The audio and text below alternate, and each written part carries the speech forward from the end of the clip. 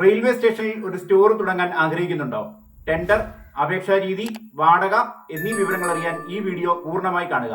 നമസ്കാരം, ഞാൻ അഭിലാഷ് നായർ. ഫിനാൻഷ്യൽ ഗൈഡിന്റെ മറ്റൊരു പുതിയ എപ്പിസോഡിലേക്ക് എല്ലാവർക്കും സ്വാഗതം.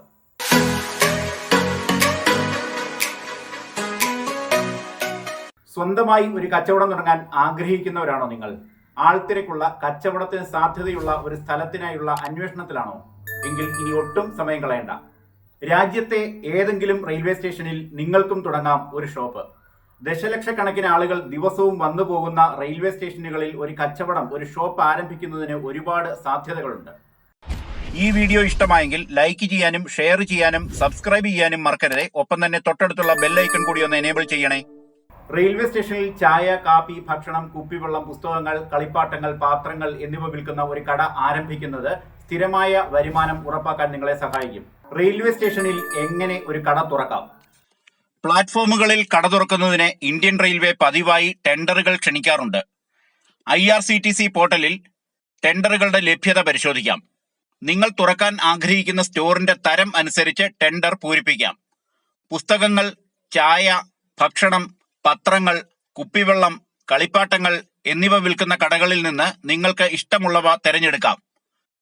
ഷോപ്പിന്റെ സ്ഥാനവും വലിപ്പവും അനുസരിച്ച് റെയിൽവേക്ക് ഫീസ് നൽകണം. ഈ നിരക്ക് 30,000 രൂപ മുതൽ 40,000 രൂപ വരെയാകാം.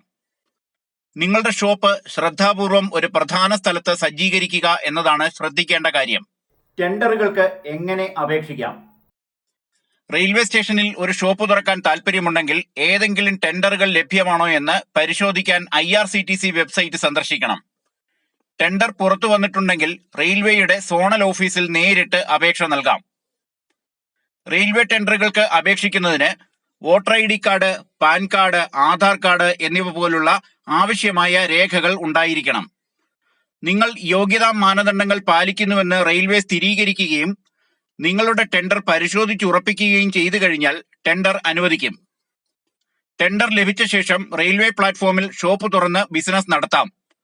സ്റ്റേഷനിൽ സംരംഭം പ്രവർത്തിപ്പിക്കാൻ 5 വർഷമാണ് കാലാവധി.